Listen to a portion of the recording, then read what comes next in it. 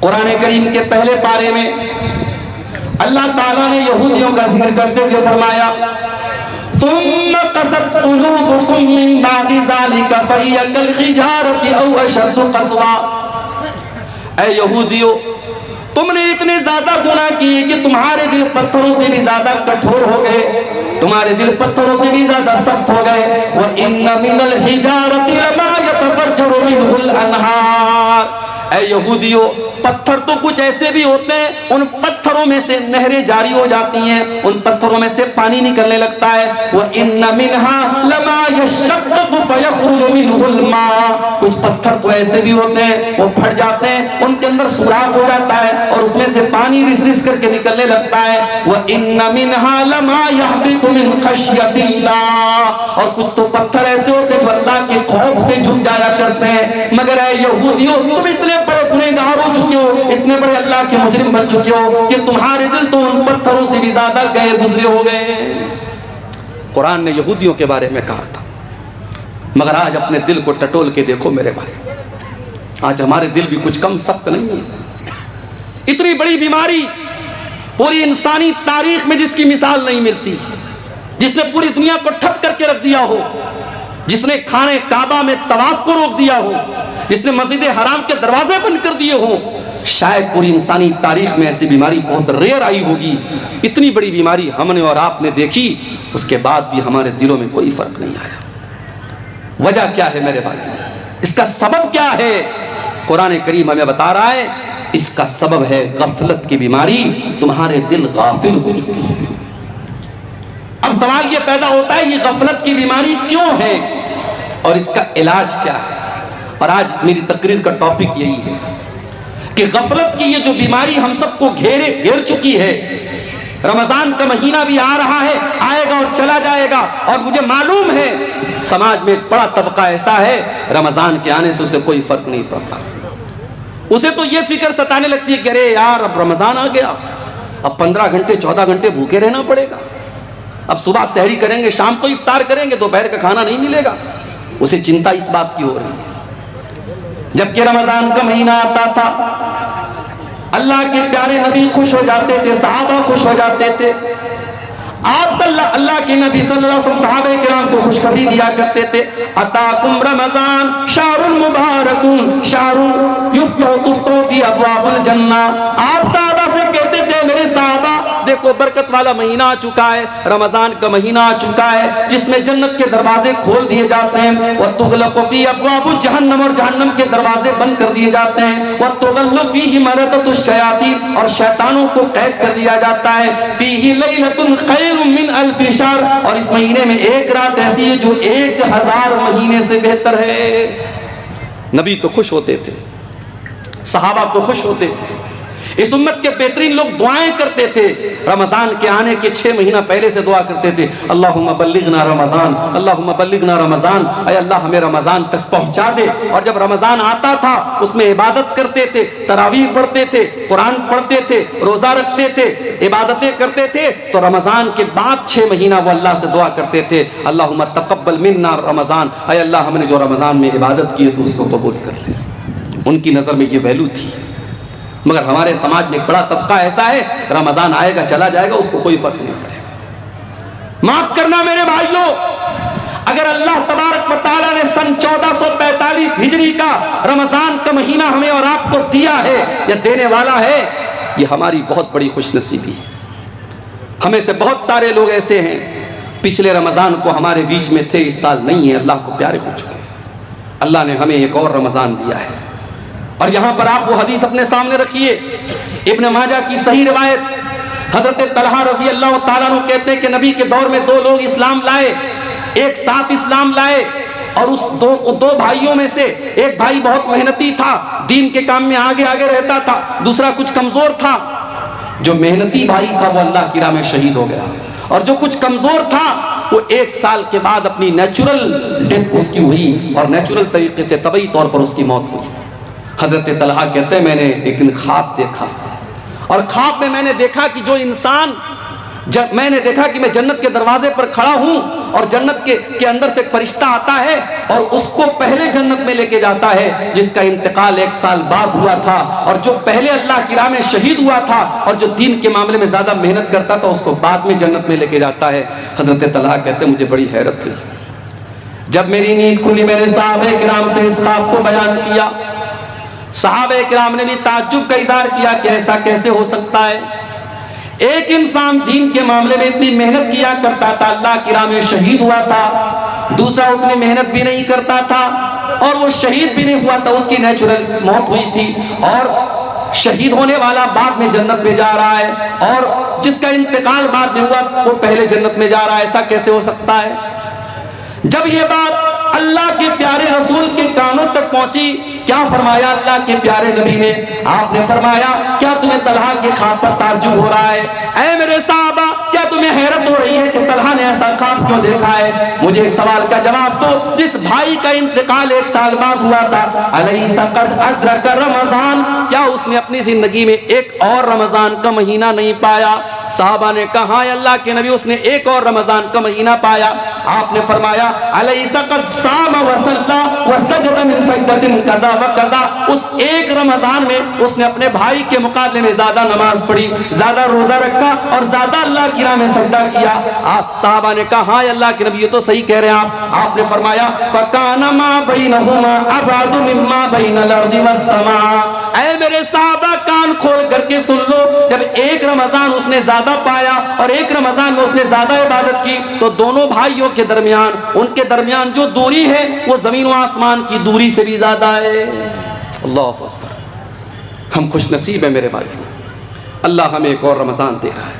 اب یہ ہمارے اوپر ڈیپینڈ کرتا ہے کہ ہم اس رمضان کی قدر کرتے ہیں یا ہم غفلت کی بیماری میں پڑے رہتے ہیں۔ جس طریقے سے وہ بدنصیب حرم کے پاس بیٹھ کر کے موبائل میں گیم کھیل رہا تھا، ہم میں سے بھی بہت بڑے بدنصیب ایسے لوگ ہوں گے جو رمضان میں راتوں کو کھا پی کر کے اور دن میں سو کر کے گزارتے ہیں، جن کے رمضان کا کوئی مقصد نہیں ہوتا۔ اور ایسے ہی لوگوں کے بارے میں اللہ کے نبی نے فرمایا تھا کہ بہت سارے ایسے لوگ ہیں جن کے روزے کا مقصد لیس لہ من صیامہ الا الجوع، ان کو سوائے بھوکے پیاسے رہنے کے روزے سے کچھ نہیں ملتا۔ اللہ سے دعا کیجیے اللہ ان بد نصیبوں میں ہم کو شامل نہ کرے میرے بھائی۔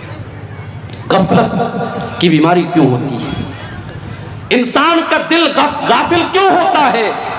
تو نوٹ کر لو پہلی وجہ، انسان کا دل غافل تب ہوتا ہے جب انسان اللہ تعالیٰ سے ناواقف ہوتا ہے، جب انسان اللہ تعالیٰ کو جانے گا، اس کی صفات کو جانے گا، اس کے بارے میں جانے گا، اس کا دل کبھی غافل نہیں ہوگا۔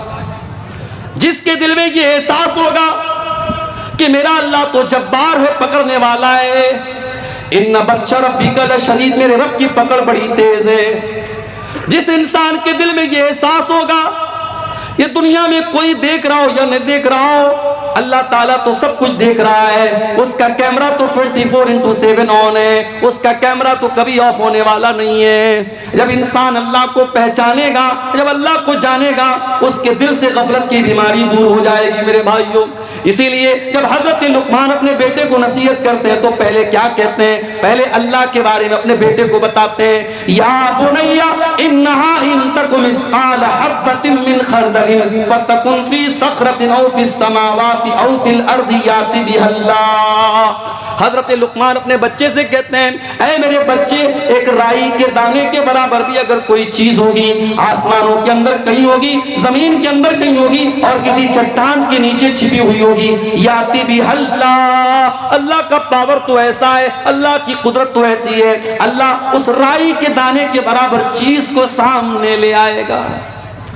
یہاں بیچارہ سمجھتا ہے کہ واٹس ایپ کی چیٹنگ ڈیلیٹ کر دی تو ختم ہو گیا، براؤزر کی ہسٹری ڈیلیٹ کر دی تو ختم ہو گیا۔ اس کو یہ لگتا ہے کہ میں نے موبائل پر جو کال ہسٹری میں جس سے بات کی، میں نے کال ہسٹری سے ڈیلیٹ کر دیا تو کسی کو پتہ نہیں چلے گا۔ اللہ سے بھی چھپا لو گے تم؟ تمہاری انگلیوں نے کیا ٹچ کیا ہے، تمہارے کانوں نے کیا سنا ہے، اور تمہاری آنکھوں نے کیا دیکھا ہے، اللہ کو سب معلوم ہے میرے بھائیو۔ اللہ کے پاس سب ریکارڈ ہے، اور قیامت کے دن یہ ریکارڈنگ اوپن ہوگی۔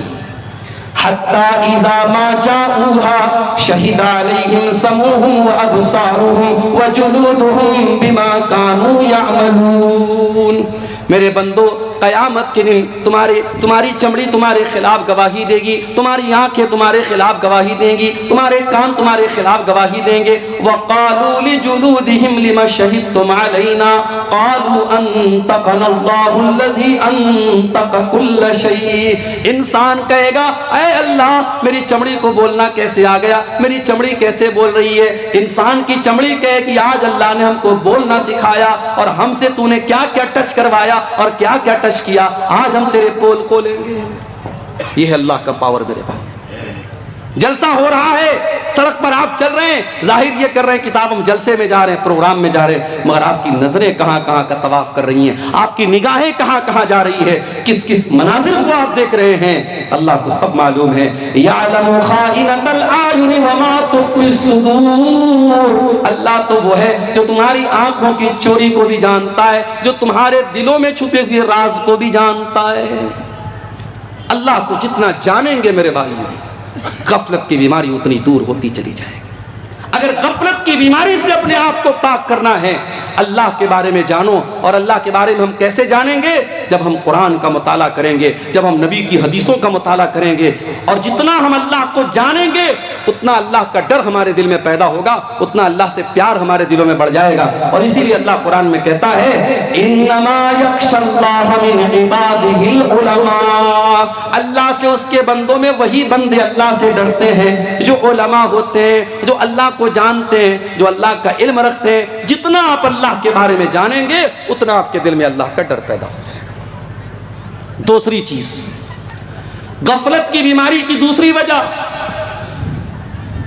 جب انسان دنیا میں غرق ہو جاتا ہے، ڈوب جاتا ہے، دنیا کمانے کے چکر میں اس قدر پڑ جاتا ہے کہ آخرت کو بھول جاتا ہے، اللہ کو بھول جاتا ہے، تب انسان کا دل غافل ہو جاتا ہے میرے بھائی۔ اسی لیے اللہ قرآن میں بار بار ہمیں منع کرتا ہے، میرے بندو تم کاروبار بھی کرو، تم بزنس بھی کرو، بال بچوں کی پرورش بھی کرو، شادی بھی کرو، بیویوں کا حق بھی ادا کرو، بچوں کا بھی حق ادا کرو، لیکن اے میرے بندو مال کے چکر میں، اولاد کے چکر میں کہیں اللہ کو بھول نہ جانا۔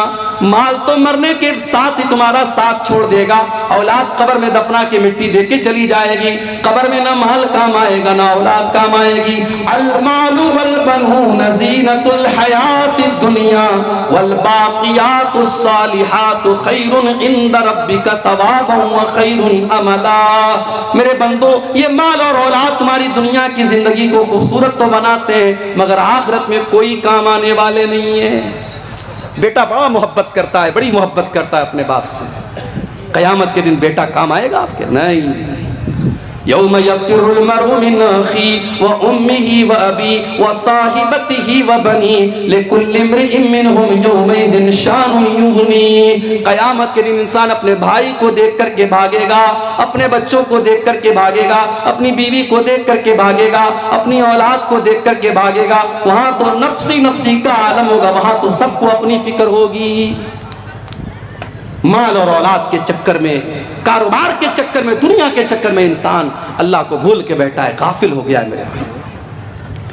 اسی لیے اللہ قرآن میں کہتا ہے یا ایھا الذین آمنوا لا تلہکم اموالکم ولا اولادکم عن ذکر اللہ۔ اے ایمان والو، کہیں تمہارا مال تم کو اللہ کے ذکر سے غافل نہ کر دے، کہیں تمہاری اولاد تم کو اللہ کے ذکر سے غافل نہ کر دے، کہیں مال کے چکر میں تم اللہ کو بھول نہ جانا، کہیں اولاد کے چکر میں تم اللہ کو بھول نہ جانا۔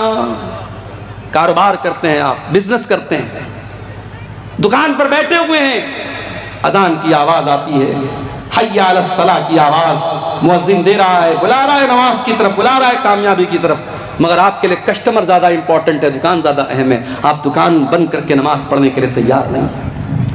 اللہ قرآن میں کہتا ہے میرے بندو رجال لا تلہیہم تجارت ولا بیع عن ذکر اللہ۔ اے میرے بندو، میرے سچے بندے تو وہ ہیں، میرے مومن بندے تو وہ ہیں، وہ کاروبار بھی کرتے ہیں، وہ بزنس بھی کرتے ہیں، وہ دنیا میں بہت بڑا بڑا کاروبار کرتے ہیں، مگر ان کا کاروبار ان کو کبھی نماز سے غافل نہیں کرتا، کبھی اللہ کے ذکر سے غافل نہیں کرتا۔ یاد رکھو میرے بھائیو، آپ اپنی نماز سے یہ مت کہیے کہ کاروبار زیادہ امپورٹنٹ ہے، آپ اپنے کاروبار سے کہہ دیجئے نماز زیادہ اہم ہے، اللہ کا ذکر زیادہ اہم ہے، اپنے کاروبار کو بند کر کے آپ نماز پڑھنے آئیے۔ اور اگر آپ کو ایسا لگتا ہے، اگر آپ نے 10 منٹ 15 منٹ نماز کے لیے ٹائم نکالا، آدھا گھنٹہ آپ نے نماز کے لیے ٹائم نکالا، آپ کا کسٹمر آنا بند ہو جائے گا، آپ کی دکان پہ تالا لگ جائے گا، آپ کا کاروبار میں گھاٹا ہو جائے گا۔ اللہ قرآن میں فرماتا ہے ان الذین یتلون کتاب اللہ واقاموا الصلاة وآتوا الزکاة وانفقوا مما رزقناہم سرا وعلانیۃ یرجون تجارۃ لن تبور۔ میرے جو بندے قرآن پڑھتے ہیں، میرے جو بندے نماز قائم کرتے ہیں، میرے جو بندے زکوٰۃ دیتے ہیں، ان کے کاروبار میں کبھی گھاٹا ہونے والا نہیں ہے، وہ ایسا کاروبار کر رہے ہیں جس کاروبار میں کبھی نقصان ہونے والا نہیں ہے۔ مال اور اولاد کے چکر میں اللہ قبول کرو۔ غفلت کی بیماری کی یہ دوسری بڑی وجہ ہے میرے بھائیوں، جب انسان دنیا میں غرق ہو جاتا ہے، ڈوب جاتا ہے، تو وہ اس کا دل غفلت کی بیماری میں مبتلا ہو جاتا ہے۔ اللہ کے پیارے نبی خطبہ دے رہے ہیں، آپ کے پیارے نواسے حضرت حسن و حسین رضی اللہ تعالیٰ عنہما لال رنگ کا کپڑا پہنے ہوئے مسجد میں آتے ہیں، 5-6 سال کے معصوم بچے ہیں۔ نبی نے اپنے نواسوں کو مسجد میں دیکھا کہ وہ بیچارے گرتے پڑتے اپنے نانا کی طرف آ رہے ہیں۔ نانا جان اپنے ممبر سے اترتے ہیں، اپنے خطبے کو روکتے ہیں اور اپنے نواسوں کو اپنی گود میں لیتے ہیں، اپنے نواسوں کو لاڈو پیار کرتے ہیں، اور اس کے بعد آپ صحابہ کرام سے کہتے ہیں کہ اے میرے صحابہ، اللہ تعالیٰ نے کتنی سچی بات فرمائی، انما اموالکم و اولادکم فتنہ، تمہارا مال تمہارے لیے بہت بڑا فتنہ ہے، تمہاری اولاد تمہارے لیے بہت بڑا فتنہ ہے۔ آپ نے فرمایا ہے میرے صحابہ، میں نے اپنے بچوں کو دیکھا، مجھ سے صبر نہ ہوا، مجھ سے برداشت نہ ہوا، جب تک میں ممبر سے اتر کر کے میں نے ان بچوں سے پیار نہ کیا مجھے چین نہیں ملا۔ میرے بھائیوں، اللہ کے رسول نے ممبر سے اتر کر چند منٹ کے لیے اور چند سیکنڈ کے لیے اپنے خطبے کو روکا ہے اور اپنے لاڈلوں سے پیار کیا ہے، اپنے نواسوں سے پیار کیا ہے، تو نبی نے اس کو بھی فتنہ قرار دیا ہے۔ ذرا غور کرو، آج بیوی بچوں کے لیے اور کاروبار کے لیے اور مال کے لیے ہم اللہ ہی کو بھول کے بیٹھے ہیں۔ کتنے بد نصیب ایسے ہیں 24 گھنٹے میں ایک بار بھی ان کی پیشانی اللہ کی بارگاہ میں نہیں جھکتی ہے، ایک بار بھی اللہ کا نام ان کی زبان سے نہیں آتا ہے۔ کتنے بڑے ناشکرے اور کتنے بڑے ناقدرے ہیں، اور اللہ تبارک و تعالیٰ کی نعمتوں کی کتنی بڑی ناشکری کرتے ہیں۔ میرے پیارے ساتھیوں، دنیا کی لذتوں میں جب انسان غرق ہو جاتا ہے تب اس کا دل غافل ہو جاتا ہے اور دل میں غفلت کی بیماری پیدا ہوتی ہے۔ غفلت کی بیماری کی تیسری وجہ، جب انسان اپنی موت کو بھول جاتا ہے اور انسان یہ سمجھنے لگتا ہے کہ ہمیشہ تو دنیا میں رہنا ہے، مرنا نہیں ہے، موت کو بھول جانے کی وجہ سے بھی انسان غافل ہو جاتا ہے۔ اسی لیے اللہ تعالیٰ قرآن میں بار بار ہمیں موت کی یاد دلاتا ہے، فرماتا ہے کل نفس ذائقۃ الموت، میرے بندو ایک نہ ایک دن سے تم سب کو مرنا ہے۔ اینما تکونوا یدرککم الموت ولو کنتم فی بروج مشیدہ، میرے بندو تم جہاں بھی جاؤ گے موت تمہارا پیچھا نہیں چھوڑے گی، موت سے تم نہیں بچ سکتے۔ اور موت ایک ایسی چیز ہے میرے بھائیوں جو انسان کی اوقات اسے بتاتی ہے۔ بڑے سے بڑا کروڑ پتی ارب پتی بھی ایک ایسا ٹائم آتا ہے، موت نوٹ کی گڈی سے آپ زندگی نہیں خرید سکتے، آپ نوٹ کی گڈی سے آپ اپنی سانسوں کو نہیں خرید سکتے۔ جس وقت موت لکھی ہے، دنیا کے بڑے سے بڑے ڈاکٹر بھی سر جھکا کے کہیں گے کہ نہیں صاحب اب ان کو ہم بچا نہیں سکتے، ان کی زندگی ہمارے ہاتھ میں نہیں ہے، ان کی موت کا ٹائم آ گیا ہے۔ موت انسان کو اس کی اوقات یاد دلاتی ہے۔ اسی لیے اللہ تعالیٰ قرآن میں فرماتا ہے فَلَوْلَا إِذَا بَلَغَتِ الْحُلْقُومَ وَأَنْتُمْ حِينَئِذٍ تَنْظُرُونَ، میرے بندو ذرا وہ ٹائم یاد کرو جب انسان کی موت کا ٹائم آتا ہے اور انسان کی جان اس کی حلق تک پہنچ جاتی ہے اور تم مرنے والے کو اپنی آنکھوں سے دیکھ رہے ہو۔ فَلَوْلَا إِن كُنْتُمْ غَيْرَ مَدِينِينَ تَرْجِعُونَهَا إِن كُنْتُمْ صَادِقِينَ، میرے بندو اگر تمہیں ایسا لگتا ہے تمہارے اوپر کوئی طاقت نہیں ہے، تمہارے اوپر کوئی پاور نہیں ہے، کسی اللہ نے نے تم کو پیدا نہیں کیا. اگر تم کو ایسا لگتا ہے ذرا مرنے والے کو موت سے بچا کے دکھا دو, ذرا اس کی روح کو واپس لوٹا کے دکھا دو, ذرا اس کی جان کو دوبارہ اس کے اندر ڈال کے دکھا دو. نہیں کر سکتے میرے بھائیو ہم, اس لیے موت کو یاد کرنے کا حکم دیا گیا. اللہ کے نبی فرماتے ہیں اکثروا ذکر ہادم اللذات, لذتوں کو توڑ دینے والی چیز موت کو یاد کیا کرو. عثمان غنی کو دیکھو میرے بھائیو, عثمان غنی جب کسی قبرستان کے پاس سے گزرا کرتے تھے, کسی قبر کو دیکھا کرتے تھے, زاروں قطار رونے لگتے تھے. پوچھنے والوں نے پوچھا کہ اے عثمان غنی, جنت کی بات آتی آپ روتے نہیں ہیں, جہنم کی بات آتی آپ روتے نہیں ہیں, لیکن قبر کو دیکھ کر کے آپ رونے لگتے ہیں. عثمان غنی کہتے ہیں او لوگوں, میں نے اپنے پیارے نبی کو یہ فرماتے ہوئے سنا ہے ان القبر اول منزل من منازل الاخرہ, بے شک یہ قبر آخرت کی پہلی منزل ہے, جس نے اس منزل کو پار کر لیا اس کے لیے آگے کی منزلیں آسان ہیں. موت کو یاد کیا کرو میرے بھائی. ایک بھائی مجھ سے پوچھنے لگے مولوی صاحب مزاروں پہ جانا کیسا ہے, بمبئی میں حاجی علی کی درگاہ پہ جانا کیسا ہے, اجمیر میں خواجہ معین الدین چشتی اجمیری کی درگاہ پہ جانا کیسا ہے, مزاروں پہ جانا کیسا ہے. میں نے کہا بھائی قبرستان جانے کی اجازت اس لیے دی گئی ہے تاکہ وہاں موت یاد آئے, اور معاف کرنا مزاروں پہ جا کے موت یاد نہیں آئے گی. جہاں عورتوں کا جمگھٹ لگا ہو, جہاں پھول اور مالائیں بک رہی ہوں, جہاں قبروں پر چادریں چل رہی ہوں, اور جہاں شرک ہو رہا ہو, بدعت ہو رہی ہو, خرافات ہو رہی ہو, وہاں پر موت کبھی یاد نہیں آتی. اس لیے ایسے شرک کی اڈوں پر جانا بھی ایک مسلمان کو سوٹ نہیں کرتا ہے, ایک موحد کو سوٹ نہیں کرتا ہے, نہیں جانا چاہیے میرے بھائیوں.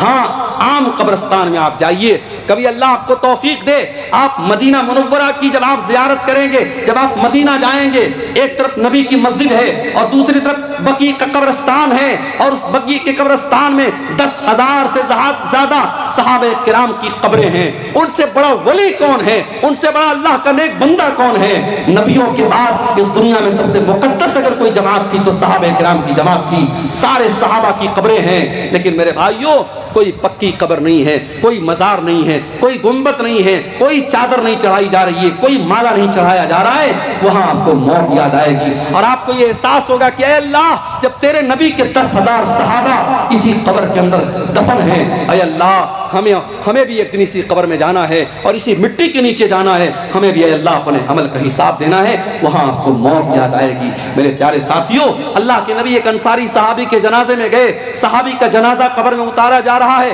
اللہ کے پیارے نبی وہیں قبر کے پاس بیٹھے ہوئے ہیں اور آپ کے صحابہ کرام بھی بیٹھے ہوئے ہیں. اور آپ جب موت کو یاد کرتے ہیں اور قبر کے مناظر کو یاد کرتے ہیں, ابن ماجہ کے الفاظ ہیں, اللہ کے نبی رونے لگتے ہیں, اللہ کے رسول رونے لگتے ہیں, اور آپ جب رونے لگتے ہیں اس قدر روتے ہیں حتی بل السرا, آپ کی داڑھی آنسو سے تر ہو جاتی ہے, اور آپ روتے روتے صحابہ کرام سے کہتے ہیں لمثل ھذا فاعدوا یا اخوانی, اے میرے بھائیو, اے میرے صحابہ, اس قبر کی تیاری کرو, یہاں تم سب کو آنا ہے, اس قبر میں تم کو دفن ہونا ہے, یہاں تم سب کو آنا ہے اور اپنے اپنے عمل کا حساب دینا ہے. اس لیے اے میرے صحابہ تم یہاں کی تیاری کرو.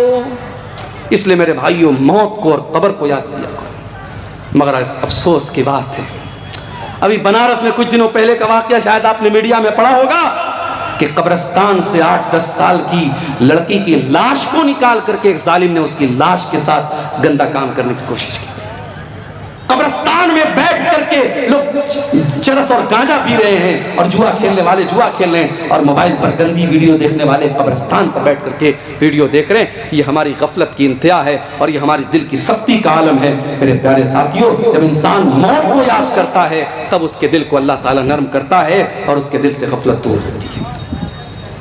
اور آگے بڑھیے, غفلت کی بیماری کی ایک اور وجہ ہے, اور وہ وجہ ہے برے لوگوں کی سنگت. جب آپ برے لوگوں کے ساتھ رہیں گے, گندے لوگوں کے ساتھ رہیں گے, دھیرے دھیرے آپ کے اوپر بھی ان کا اثر پڑے گا. آپ بے نمازیوں کے ساتھ اٹھیں گے بیٹھیں گے, آپ کو بھی نماز کے معاملے میں آپ ڈھیلے ہو جائیں گے.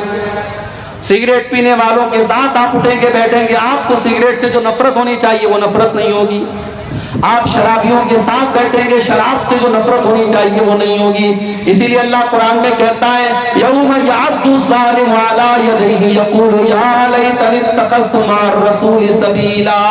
قیامت کے دن ظالم انسان اپنے ہاتھ کو کاٹے گا اور کہے گا اے کاش میں نے رسول کا راستہ اختیار کیا ہوتا. یا ویلتا لیتنی لم اتخذ فلانا خلیلا، اے کاش میں نے فلاں کو اپنا ساتھی نہ بنایا ہوتا، اے کاش میں نے فلاں کو اپنا ساتھی نہ بنایا ہوتا، لقد اضلنی عن الذکر بعد اذ جاءنی، اس نے اللہ کے ذکر سے مجھ کو غافل کر دیا۔ میرے پیارے بھائیوں، برے لوگوں کی سنگت آپ کو برا بناتی ہے، اسی لیے اللہ کے نبی فرماتے ہیں المرء علی دین خلیلہ، انسان اپنے دوستوں کے دین پر ہوتا ہے، جو اس کے دوستوں کا دین ہوتا ہے، جو اس کے دوستوں کا طور طریقہ ہوتا ہے، وہی انسان کا طریقہ ہوتا ہے۔ فَلْيَنْظُرْ أَحَدُكُمْ مَنْ يُخَالِلُ، اس لیے دوستی بہت سوچ سمجھ کے کیا کرو۔ مسلمان لڑکیاں آج فیس بک پر ایسی لڑکیوں سے فرینڈشپ کرتی ہیں جو کافر ہیں، مشرک ہیں، بے دین ہیں، اور وہ کہتی ہے صاحب ہم تو لڑکی ہیں، لڑکی لڑکی سے تو دوستی کر ہی سکتی ہے۔ معاف کرنا، یہ اصول صحیح نہیں ہے۔ آپ کی لڑکی کسی گرلز کالج میں پڑھ رہی ہے جہاں صرف لڑکیوں کی تعلیم ہو رہی ہے، اور وہاں پہ آپ کی بیٹی ایسی لڑکی کو سہیلی بنا رہی ہے جس کا اسلام سے کوئی تعلق نہیں ہے، جس کے مذہب میں اور جس کے گھر میں کوئی پابندی نہیں ہے، اور جو چار لڑکوں سے جس کا چکر چل رہا ہے، اس لڑکی کے ساتھ جب آپ کی برقع پہننے والی اور نقاب پہننے والی بیٹی جب اس لڑکی کے ساتھ اٹھے گی، بیٹھے گی اور اس کی سہیلی بنے گی، تو معاف کرنا میرے بھائیوں اور میری بہنوں، اس کا اثر کہیں نہ کہیں آپ کے اوپر پڑے گا۔ بری صحبت سے بھی انسان غفلت کی بیماری میں پڑتا ہے۔ اس لیے اپنے لڑکوں اور لڑکیوں کی دوستی پر بھی نظر رکھو کہ وہ کس سے دوستی کر رہے ہیں۔ اگر برے دوستوں کے ساتھ آپ کا لڑکا یا لڑکی بیٹھ رہا ہے تو اس سے بھی آپ کے گھر میں بہت بڑا بگاڑ آنے کا اندیشہ ہے، اور یہ غفلت کی ایک بہت بڑی وجہ ہے میرے بھائی۔ اور آگے بڑھیے، غفلت کی ایک اور وجہ ہے قرآن کریم کو چھوڑ دینا۔ اللہ کی آخری کتاب قرآن کریم، جس کے اندر اللہ تعالیٰ نے یہ تاثیر رکھی ہے کہ قرآن ہمارے دلوں کو نرم کرتا ہے۔ قرآن کی آیتیں جب بار بار ہم پڑھتے ہیں، سنتے ہیں، اچھے قاری کی آواز میں قرآن کو سنتے ہیں، ہمارا دل نرم ہو جاتا ہے۔ اسی لیے اللہ کے پیارے نبی قرآن کو پڑھا بھی کرتے تھے اور سنا بھی کرتے تھے۔ بخاری کے الفاظ ہیں، اللہ کے پیارے نبی عبداللہ بن مسعود سے کہتے ہیں اے عبداللہ مجھے قرآن پڑھ کے سناؤ۔ عبداللہ بن مسعود کہتے ہیں اللہ کے نبی میں آپ کو قرآن کیسے پڑھ کے سناؤں، قرآن تو آپ ہی کے اوپر نازل ہوا ہے۔ آپ کہتے ہیں عبداللہ آج میں دوسرے کے منہ سے قرآن سننا چاہتا ہوں، ذرا مجھ کو قرآن پڑھ کے سناؤ۔ عبداللہ بن مسعود قرآن پڑھنے لگتے ہیں اور سورہ نساء کی تلاوت کرتے ہیں، اور سورہ نساء کو پڑھتے ہوئے جب عبداللہ بن مسعود قرآن کی آیت پر پہنچتے ہیں فَكَيْفَ إِذَا جِئْنَا مِن كُلِّ أُمَّةٍ بِشَهِيدٍ وَجِئْنَا بِكَ عَلَى هَؤُلَاءِ شَهِيدًا، اے نبی اس وقت آپ کا کیا حال ہوگا جب ہر امت میں سے ہم ایک گواہ لائیں گے، اور اے نبی ہم آپ کی امت کے اوپر آپ کو گواہ بنائیں گے۔ جب اللہ کے نبی نے قرآن کی آیت کو سنا، بخاری کے الفاظ ہیں ذرفتینا، اللہ کے نبی رونے لگے، اور آپ نے کہا عبداللہ بس کرو بس کرو۔ عبداللہ کہتے میں نے نظریں اٹھا کے دیکھا فَإِذَا عَيْنَاهُ تَذْرِفَانِ، اللہ کے نبی کی آنکھوں سے آنسو بہ رہے تھے۔ میرے پیارے بھائیوں، قرآن اللہ کی وہ کتاب ہے، لو انزلنا هذا القرآن على جبل لرأيته خاشعا متصدعا من خشية الله، اگر اس قرآن کو ہم نے کسی پہاڑ کے اوپر بھی اتارا ہوتا تو پہاڑ بھی اللہ کے خوف سے چور چور ہو جاتا، پہاڑ بھی اللہ کے خوف سے ریزہ ریزہ ہو جاتا۔ انسان کا دل تو گوشت پوست سے بنا ہے، انسان کا دل تو معمولی ہے، انسان کے دل کی کیا اوقات ہے میرے بھائیوں۔ قرآن کی تو یہ تاثیر ہے، قرآن کسی پہاڑ پر بھی اترا ہوتا تو قرآن کے اثر سے پہاڑ بھی چکنا چور ہو جاتا۔ قرآن سے اپنا تعلق مضبوط کرو میرے بھائی۔ اور آگے رمضان کا مہینہ آ رہا ہے، اور رمضان کا مہینہ قرآن کے نزول کا مہینہ ہے، اسی مہینے میں قرآن اترا ہے، اور روزے اور قرآن کے ساتھ بڑا گہرا تعلق ہے۔ اللہ کے نبی فرماتے ہیں، بخاری اور مسلم کی روایت ہے کہ قیامت کے دن اللہ کے پاس روزہ بھی چل کے آئے گا اور قرآن بھی چل کے آئے گا، اور روزہ کہے گا اے اللہ منعتہ الطعام والشراب فی النہار، اے اللہ دن کے 14-15 گھنٹے تیرا یہ بندہ بھوکا رہتا تھا، پیاسا رہتا تھا۔ روزہ کہے گا اے اللہ میری تیرے ڈر سے اور میری وجہ سے یہ کھانا اور پانی نہیں کھاتا تھا، پیتا تھا، اے اللہ تو اس کو معاف کر دے، اس کی مغفرت کر دے۔ اور قرآن کہے گا منعتہ النوم باللیل، اے اللہ دنیا رات میں سوئی رہتی تھی، دنیا رات میں عیش کرتی تھی، اے اللہ تیرا یہ بندہ راتوں کو اٹھ کر کے قرآن پڑھا کرتا تھا، تہجد میں قرآن پڑھتا تھا، تلاوت کرتا تھا قرآن کی، قرآن ہمارے لیے سفارش کرے گا۔ میرے بھائیوں، اس قرآن سے اپنا تعلق مضبوط کر لو۔ اگر چاہتے ہو کہ دل سے غفلت کی چادر ختم ہو جائے، دل سے غفلت کی لیئر ہٹ جائے اور دل پہ گناہوں کے جو دھبے ہیں وہ مٹ جائیں، تو قرآن سے اپنا تعلق مضبوط کر لو۔ اسی لیے آپ دیکھیے کہ قرآن میں اللہ کہتا ہے فَلَا يَتَدَبَّرُونَ الْقُرْآنَ مَا لَا قُلُوبٍ أَقْفَالُهَا، جو لوگ قرآن کے اوپر غور نہیں کرتے ان کے دلوں کے اوپر تالے لگ جاتے ہیں۔ موبائل میں آپ دیکھیے، جب موبائل میں لاک لگ جاتا ہے تو جب تک آپ پاسورڈ نہیں ڈالیں گے لاک نہیں کھلے گا، پیٹرن لاک نہیں ڈالیں گے موبائل کا لاک نہیں کھلے گا۔ دل بھی لاک ہو چکا ہے ہمارا، اور دل کے لاک کو کھولنے کا اگر کوئی طریقہ ہے تو قرآن کریم ہے میرے پیارے ساتھیوں۔ اس لیے قرآن سے اپنا تعلق مضبوط کرو، اور قرآن کو صرف جو حافظ ہیں ان کو نہیں پڑھنا ہے، قرآن کو ہر ایک کو پڑھنا ہے۔ اگر آپ قرآن اٹک کے پڑھتے ہیں، قرآن جو ہے مہارت کے ساتھ نہیں پڑھ پاتے ہیں، قرآن پڑھتے وقت اگر آپ کی زبان اٹکتی ہے، اٹک کر کے پڑھنے والے کو ڈبل ثواب ملے گا۔ قرآن آپ سمجھ کر کے نہیں پڑھ پا رہے، صرف قرآن کا عربی میٹر پڑھ رہے ہیں، قرآن کا عربی ٹیکسٹ پڑھ رہے ہیں، اس پر بھی آپ کو ثواب ملے گا۔ سمجھ کے پڑھے بہت اچھی بات ہے، بغیر سمجھے بھی اگر آپ قرآن کو پڑھ رہے ہیں تو اللہ کے نبی فرماتے ہیں کہ ایک ہر پر 10 نیکی ملے گی۔ میرے بھائیوں، آج قرآن سے ہم دور ہیں، اور حالات یہ ہے کہ ہمارا نوجوان 1 گھنٹے کے لیے موبائل کے بغیر نہیں رہ سکتا ہے۔ 1 گھنٹہ اگر موبائل کی بیٹری ختم ہو جائے بے چین ہو جاتا ہے، نہ جانے کس کی کال آئی ہوگی، نہ جانے کس کا میسج آیا ہوگا، نہ جانے کون مجھ کو یاد کر رہا ہوگا۔ ذرا سوچو میرے بھائیوں، اگر آپ کا کوئی دوست، بڑا خاص دوست آپ کو میسج کرتا ہے اور آپ واٹس ایپ کھول رہے ہیں، سارے لوگوں کے میسج دیکھ رہے ہیں، اور اس دوست کا میسج آپ اوپن نہیں کر رہے ہیں، کھول نہیں رہے ہیں، آپ کا دوست آپ سے ملے گا، کہے گا یار تو دوست ہے کہ دشمن ہے؟ جب تو میرا میسج نہیں دیکھ رہا ہے، تجھے میری کوئی فکر نہیں ہے، وہ دوست آپ سے دوستی ختم کر دے گا، تعلق ختم کر دے گا۔ میرے بھائیوں، قرآن بھی اللہ کا آخری میسج ہے، اللہ کا آخری پیغام ہے، ھذا بلاغ للناس، اور اللہ کا یہ میسج ہم سب کے لیے ہے۔ اور ہم کتنے بڑے بد نصیب ہیں، آج قرآن سے ہم دور ہیں۔ کتنے لوگ تو ایسے ہیں رمضان میں قرآن اٹھاتے ہیں تو پھر سال کے 11 مہینے قرآن کو چھونے کی وہ کوشش بھی نہیں کرتے۔ میرے بھائیوں، قرآن کریم کی تلاوت کو اپنی زندگی کا معمول بناؤ۔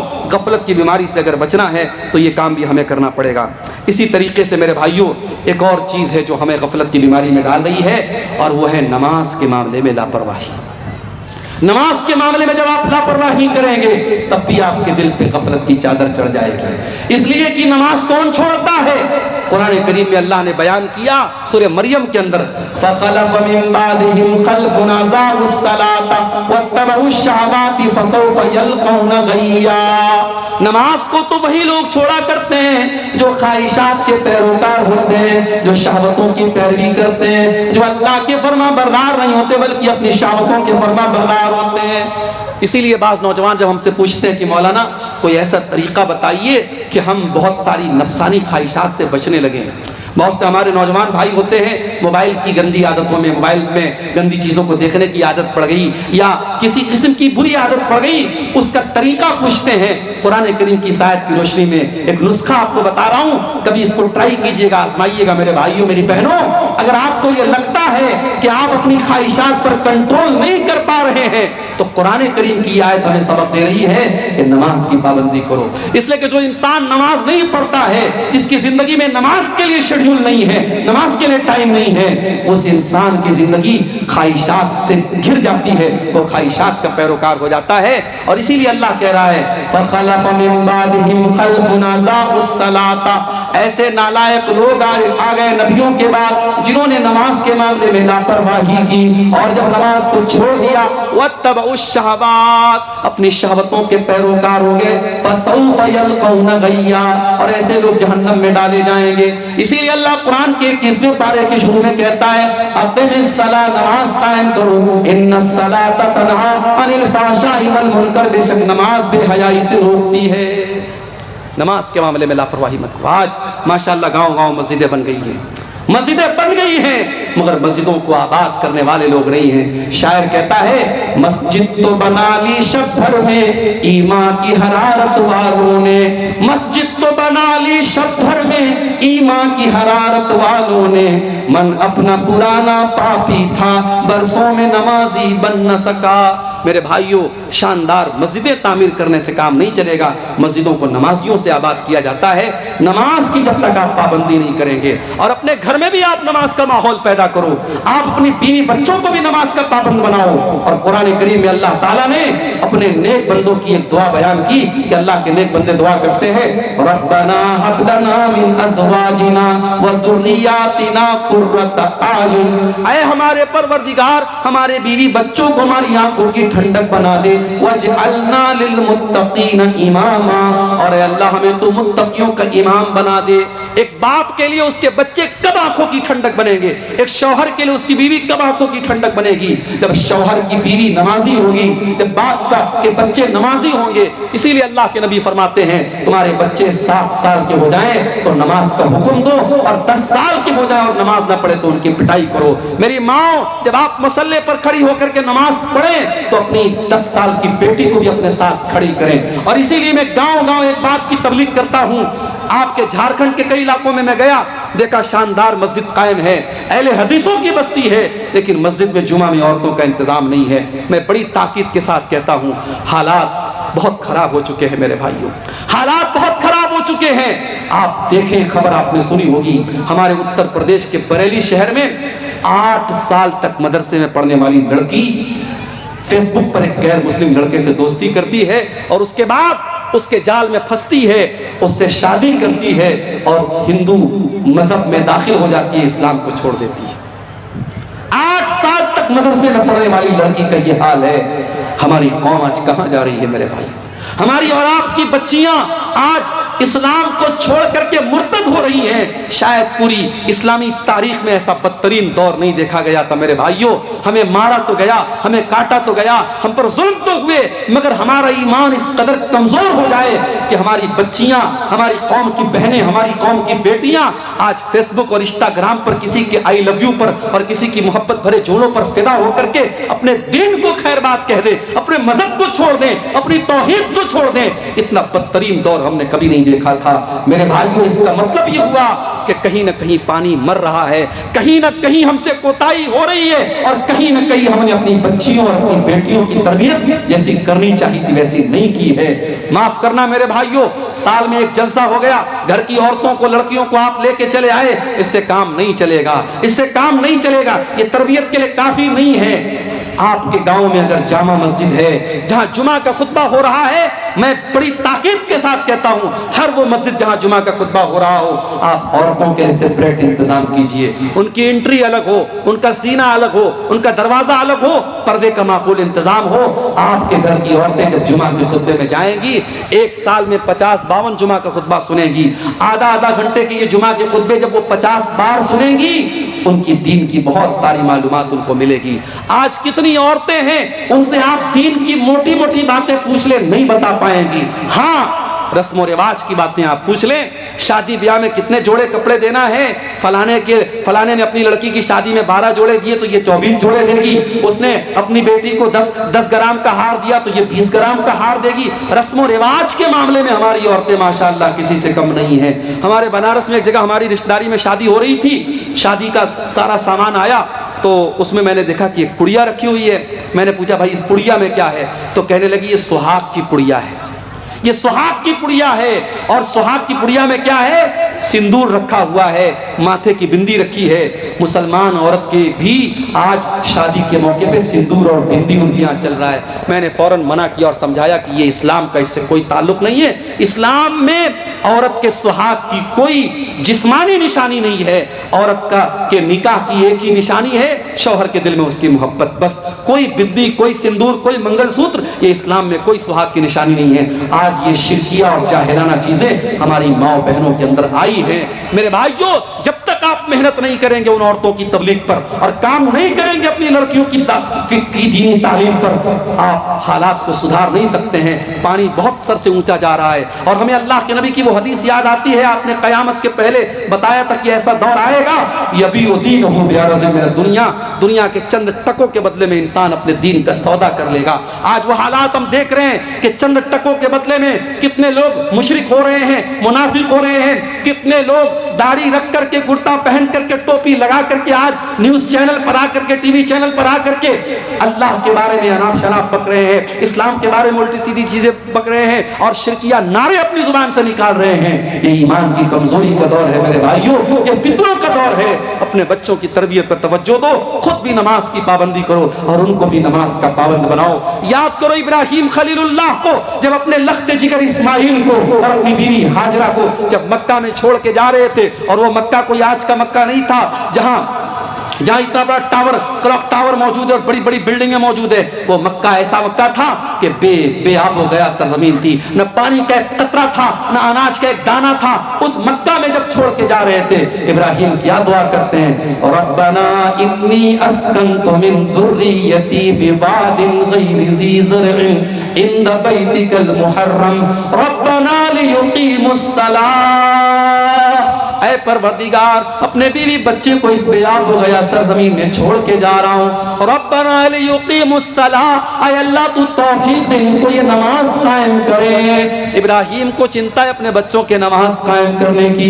मेरे प्यारे भाइयों, आपको क्यों चिंता नहीं है, आपको क्यों फिक्र नहीं है? आप घूमने जाते हैं, बच्चों को लेके जाते हैं, होटल में खाना खाते हैं, बच्चों को लेके खाना खाते हैं, बीवी को लेके खाना खाते हैं। क्या आप ये गवारा करेंगे, क्या आप ये पसंद करेंगे कि आप तो जन्नत में चले जाएं और आपकी बीवी जहन्नम में चली जाए, आपके बच्चे जहन्नम की आग में जलें? मेरे भाइयों, हम कभी ये पसंद न करेंगे।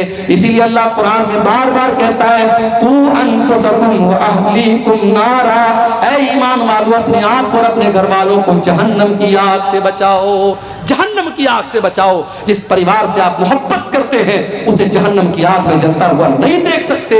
इसीलिए जब आप रात में तहज्जुद के लिए उठे तो अपनी मोहतरमा को भी उठाएं कि चलो उठो तुम पढ़ो। और मैं अपनी माँ से कहना चाहता हूँ, बहुत सी औरतें होती हैं रात में तहज्जुद पढ़ती हैं लेकिन शौहर को कभी नहीं उठाती हैं। अल्लाह के नबी फरमाते हैं, रहिमल्लाहु रजुलन क़ाम मिनल लैल, अल्लाह ताला की रहमत नाजिल होती है उस इंसान के ऊपर जो रात में उठ करके तहज्जुद पढ़ता है। वो आई कसम रअतहु, और अपनी बीवी को उठाता है। अगर बीवी इनकार कर देती है, अपनी बीवी के चेहरे पर पानी छिड़क करके उसको उठाता है। और अल्लाह ताला की रहमत नाजिल होती है उस औरत के ऊपर जो रात में उठ करके तहज्जुद पढ़ती है और अपने शौहर को भी उठाती है। मेरी प्यारी माँ और बहनों, ऐसी बीवी बनो जो शौहर के दीन में उसकी मदद करे, शौहर के अंदर कोई गलत आदत है उसको छुड़ाने वाली बनो। इसीलिए जब अल्लाह के रसूल से पूछा गया कि बेहतरीन औरत की निशानी क्या है, आपने 3 चीजें बताई। पहली चीज अल्लती तसुर्रुहु इज़ा नज़र, जब शौहर देखे तो खुश हो जाए। दूसरी चीज व तुतीहु इज़ा अमर, जब शौहर कोई बात कहे तो माने। और तीसरी चीज वला तुखालिफहु फी नफ्सिहा व मालिही बिमा यकरा, शौहर के माल की और अपने इज्जत व आबरू की हिफाजत करे। ये कीमती औरत की निशानी है। तो मेरे भाइयों, नमाज का माहौल अपने घर में पैदा करो, बीवी बच्चों को भी नमाज का पाबंद बनाओ और खुद भी नमाज का पाबंद बनाओ। जब तक हम नमाज की पाबंदी नहीं करेंगे, दिल से गफलत की चादर खत्म होने वाली नहीं है। और आखिरी चीज जो बयान करके मैं बात खत्म करूंगा मेरे भाइयों, गफलत की एक और बहुत बड़ी वजह यह है, जब हम गुनाह पर गुनाह करते चले जाते हैं, जब गुनाह हमारी नजर में हल्के हो जाते हैं और गुनाहों को हम खतरनाक समझना छोड़ देते हैं, तब भी हम गफलत के शिकार हो जाते हैं। याद रखो मेरे भाई, गुनाह गुनाह है, चाहे वो गुनाह छोटा हो चाहे वो गुनाह बड़ा हो। कभी गुनाहों को हकीर मत जानो और अपने आप को गुनाहों से बचाने की कोशिश करो। अल्लाह के नबी फरमाते हैं, इय्याकुम व मुहक्करातिज़ ज़ुनूब, ऐसे गुनाहों से बचो जिनको लोग हकीर समझते हैं। छोटे छोटे गुनाह होते हैं लेकिन इकट्ठा होकर के इंसान को हलाक कर देते हैं। इसीलिए अल्लाह के नबी फरमाते हैं, जब बंदा कोई गुनाह करता है उसके दिल पर एक काले रंग का धब्बा डाल दिया जाता है। बंदा अगर तौबा कर लेता है, माफी मांग लेता है अल्लाह से, वो धब्बा मिटा दिया जाता है। और अगर बंदा तौबा नहीं करता है, फिर से गुनाह करता है, तो काले धब्बे बढ़ते चले जाते हैं, हत्ता तालु क़ल्बहु, यहाँ तक कि उसके दिल पे छा जाते हैं। माफ करना मेरे भाइयों, आज मोबाइल के इस दौर में गुनाह करना आसान हो गया है।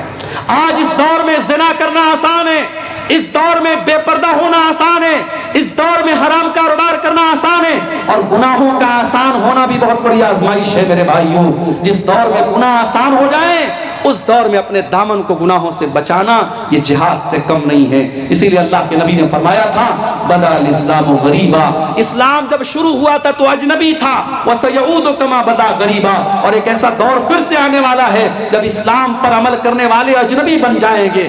اسلام پر عمل کرنا لوہے کے چنے کے چبانے جیسا ہو جائے گا، اسلام پر عمل کرنا ہاتھوں میں انگارے لینا جیسا ہو جائے گا۔ ایک لڑکی بے پردہ گھومے گی تو گاؤں والے کہیں گے، اس کی بہنیں کہیں گی، اس کے محلے کی عورتیں کہیں گی ارے یہ بڑی پردے دار بنتی ہے، نقاب میں رہتی ہے، پردے میں رہتی ہے۔ اگر کوئی عورت اپنے دیور سے پردہ کرے، بنارس میں ہمارے ایک دوست نے شادی کی، ان کی بیوی شادی کر کے آئی، اس نے گھر میں جوائنٹ فیملی رہتے تھے، اس کی بیوی نے کہا کہ میں اپنے دیور اور جیٹ کے سامنے نہیں آؤں گی، میں دیور اور جیٹ کے سامنے نہیں آؤں گی، سسر کے سامنے آ سکتی ہوں، سسر میرے محرم ہے لیکن دیور اور جیٹ غیر محرم ہے، میں دیور جیٹ کے سامنے نہیں آؤں گی۔ گھر والوں کے لیے بڑی شاکنگ بات تھی، یہ ایسا کیسے ہو سکتا ہے، ایسا کیسا پردہ کہ دیور کے سامنے نہیں آئے گی، جیٹ کے سامنے نہیں آئے گی۔ لیکن جب انہوں نے علماء سے پوچھا اور مسئلہ پوچھا تو مسئلہ تو یہی ہے کہ صاحب دیور جیٹ سے پردہ کرنا ہے۔ اب یہ حالات ہے کہ وہ لڑکی کچن میں کام کرتی ہے اور گھر میں کھانا کھا رہی ہے، کھانا دے رہی ہے اپنے گھر والوں کو، مگر دیور اور جیٹ سے پردہ کرتی ہے۔ اگر شادی میں کہیں جاتی ہے وہ عورت، وہ لڑکی، اور چاہے وہ اپنے رشتہ داری کی شادی ہو، اگر وہاں مردوں کا بھی آنا جانا ہے عورتوں کی سائڈ میں تو وہاں وہ نقاب میں رہتی ہے۔ عورت کو عورت سے پردہ نہیں کرنا ہے لیکن عورت کو مردوں سے تو پردہ کرنا ہے۔ آج ایسی عورتوں کو لوگ کہیں گے صاحب یہ تو بڑی کٹر مسلمان بنتی ہے، یہ تو بڑی پردے دار مسلمان بنتی ہے۔ آج نوجوان اگر چہرے پر شرعی داڑھی رکھ لے تو سماج کہے گا یہ تو ملا بن گیا، یہ تو حافظ جی بن گیا، یہ تو مولوی صاحب بن گیا، اور وہی کلین شیپ کرا لے لوگ کہیں گے صاحب یہ تو ماشاءاللہ بڑا اسمارٹ ہے، ہینڈسم ہے۔ آج اگر کوئی نوجوان لڑکا اپنے آپ کو زناکاری اور بدکاری سے دور رکھے تو لوگ کہیں گے ارے یہ تو بڑا آؤٹ ڈیٹڈ لڑکا ہے، اس کو تو کوئی گھاس نہیں ڈالتا ہے۔ اور جو لڑکا رات میں 2-2 بجے تک غیر محرم لڑکیوں سے بات کرتا ہے، سماج کہتا ہے صاحب یہ تو بڑا چالو لڑکا ہے، بڑا ایڈوانس لڑکا ہے۔ یہ حالات ہے میرے بھائیوں، گناہوں کو شیطان نے اتنا اٹریکٹیو بنا دیا کہ گناہ کرنے والے کو لوگ بڑا عقل مند کہتے ہیں اور گناہوں سے بچنے والے کو لوگ بیوقوف سمجھتے ہیں۔ اللہ کے رسول نے فرمایا صلی اللہ علیہ وسلم بدا الاسلام غریبا، اسلام جب شروع ہوا تھا تو اجنبی تھا اور اسلام آگے چل کر کے پھر سے اجنبی ہو جائے گا۔ جب ایسا دور تم دیکھ لو فطوبی للغرباء، تو تم بھی اجنبی بن جانا، تم بھی دین کے اوپر چلنے والے بن جانا۔ زمانہ گالی دے تو سن لینا، زمانہ برا بھلا کہے تو سن لینا، زمانہ تمہاری راہ میں روڑے اٹکائے تو سن لینا۔ اور ہمیں یاد ہے کرناٹک کی اس لڑکی کا بیان، کرناٹک کی اس لڑکی کی ہمت کو سلام جس نے ظالموں کے ڈھیر میں اور ظالموں کے جھنڈ میں پردے میں گئی تھی، اور اس کے سامنے جب شرکیہ نعرے لگ رہے تھے، مسکان نام کی اس لڑکی نے کہا تھا، اللہ کی تکبیر کا نعرہ بلند کیا تھا، اس نے اپنے پردے کا پاور دکھایا تھا۔ میری پیاری ماں اور بہنوں، آج یہ پردے کے اندر ایک طاقت ہے۔ ایک مسلمان لڑکی جب پردے میں نکلتی ہے دنیا جانتی ہے یہ پردے والی لڑکی ہے، اس کو چھیڑا نہیں جا سکتا۔